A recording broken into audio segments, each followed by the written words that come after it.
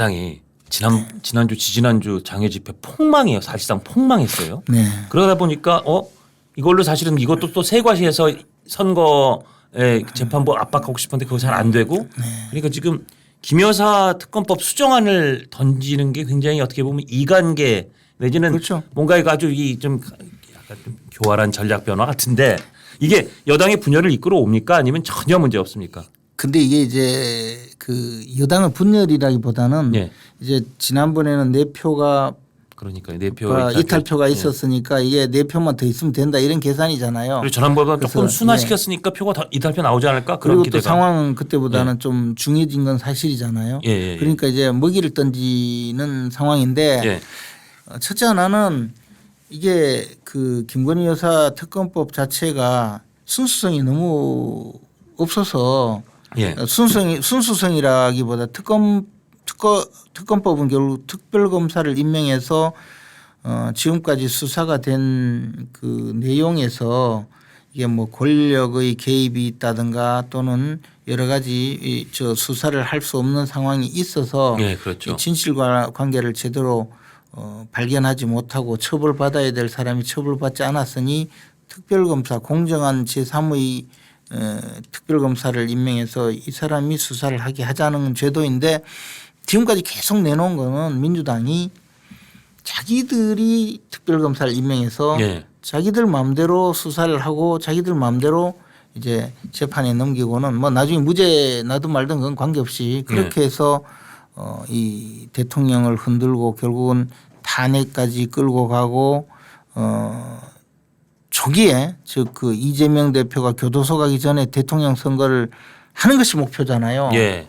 그렇다 보니까 여기 잘 안 쏘갔거든요. 예. 그러니까 이제 지금 자기들 생각에는 이 저 두 가지를 빼고 명태균 씨 뭐 그거는 별도로 특검을 하자 이 주장이잖아요. 예. 빼고 특검을 도입한다고 하는데 그 특검 임명 절차도 말로는 제3의 기관에서 추천하는 특검이라고 하는데 이게요 대법원장이 4명을 추천하기 위해서 그중에 민주당이 고르고 또 다른 교섭단체 근데 여기에도 개혁신당도 못 들어가게 이제 저 진보당이 들어가게 해가지고 여기서 2명을 고르면 그중에 대통령이 1명 임명하게 이게 꼭 저거 같아요.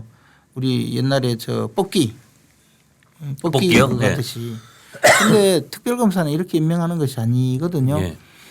그래서 과거에 박영선 의원이 예. 만들어 놓은 상설특검법도 있는데 거기는 특별검사 추천위원회를 7명을 선정해서 그 추천위원들이 특별검사 후보를 2명 추천하면 대통령이 그중 1명을 임명하게 만들었는데 그것은 이제 입법부와 행정부 사법부에서 추천한 7명이고 그중 국회에서 4명을 추천하게 하는데 이게 제1교섭단체 2명 나머지 교섭단체 2명 이렇게 해서 할 수 있게 했는데 이것도 민주당이 7명 중에 4명을 자기들이 할 수 있게 국민의힘 배제하게 만들었거든요. 제가 이제 이렇게 장황하게 설명한 이유는 뭐냐면 말로는 제3의 기관에서 추천하게 한다고 하는데 결론은 뭐냐면 민주당이 고르게 민주당 자기들이 고를 수 있게 만들겠다는 이 주장이거든요. 이것은 위헌적인 상황이고 그 헌법 질서에 맞지 않죠. 왜냐하면 특별검사의 수사권도 행정부에서 행사를 해야 되는 거고 미국 같으면 대통령께서 회견에서도 좀 예.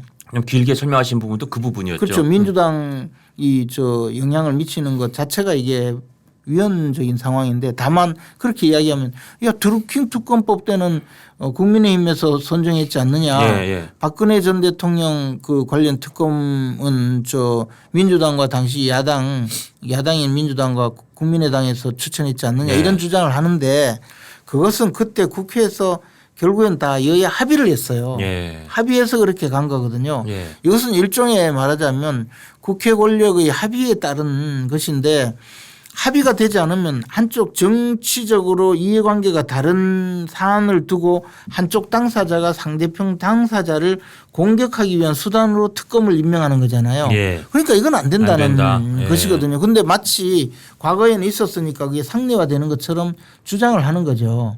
그러니까 그것은 아주 잘못된 그러니까 이번 것이고. 수정안 가지고 이탈표가 더 생긴다든지 뭐 여당이 이것 때문에 이것을 다 알고 있어요. 모르는 사람이 없어요. 예. 그리고 심지어 지금까지 윤석열 대통령에게 강력한 반대자 역할을 했던 한동훈 대표도 이 특검법은 잘못이다. 이것은 절대로 통과시키면 안 된다는 입장이에요. 더더군다나 아까 우리 계속 얘기했던 이재명 대표의 선거를 앞두고 뭔가 그거에 시선을 빼돌리는 용처럼 쓰이는 그런 그 음험한 의도까지 더 보인다면 더 말할 나위가 없다. 뭐 이렇게 붙이면 될까요? 그래서 이번에는 네. 이제 수정안을 내면 수정안을 표결할 거 아닙니까? 예. 그때는 국민의힘에서 아예 들어가지 않을 거예요. 그렇죠. 1차 때는 안 들어갈 테니까. 그러면 이제 28일 날이 되면 뭐냐면 예. 이재명 대표님께서 이제 교도소 가실 만반의 준비를 갖춘 때잖아요. 그때는 이미 판결이 위중교사까지 선고됐으니까. 두 선거가 1심이 다 나왔을 그렇죠. 때죠. 예. 그렇게 되고 나서 이걸 또 무마하기 위해서 이제 예. 이 저 특검법을 내놓고 예. 이걸 가지고 이제 또 예. 끌고 가기 위해서 내놓는 거죠. 근데 그 상황을 다 알고 있기 때문에 저는 뭐 지난번 내 편은 어쩔 수 없이 그런 생각을 갖고 있는 분들이 섞여 있다면 그분들이야 또 투표를 하겠지만 저는 그 이상 반대 이탈표가 나오지 않을 거라고 안 할 봅니다. 것이다. 요 하나만 더 여쭤볼게요. 지금 특별감찰관 네. 이거는 이번에 이제 14일 날 의총 때도 이게 아마 올라간다는 말이 있는데 14일 의총에서 그냥 이렇게 박수로 통과되면서 그래 특별감찰관은 받자. 이 분위기가 맞습니까?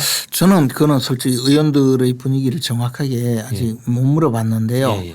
그거는 당일날 좀 의원들의 그 분위기를 조금 봐야 될 것 같아요. 왜냐하면 특별감찰관 자체가 이제 민주당에서 협조하지 않으면 예. 별 의미가 없어요. 그래도 그러니까 일단 이건 통과해서 민주당이 던지는 것만으로 좀 정치적인 효과가 있는 거 아니에요? 그러니까 이제 그런 예, 예. 정도를 가지고 우리가 던지고 나서 이게 이걸 무슨 카드로 이런 카드를 쓰는 게 맞느냐 하고 반대하는 의원들이 얼마나 있을지 모르겠는데 기본적으로는 이 특별감찰관 문제는 뭐 적절하게 지금 의원총회에서 그렇다고 표대기를 할 필요 없이 예. 처리할 수 있지 않을까 생각합니다. 알겠습니다. 네.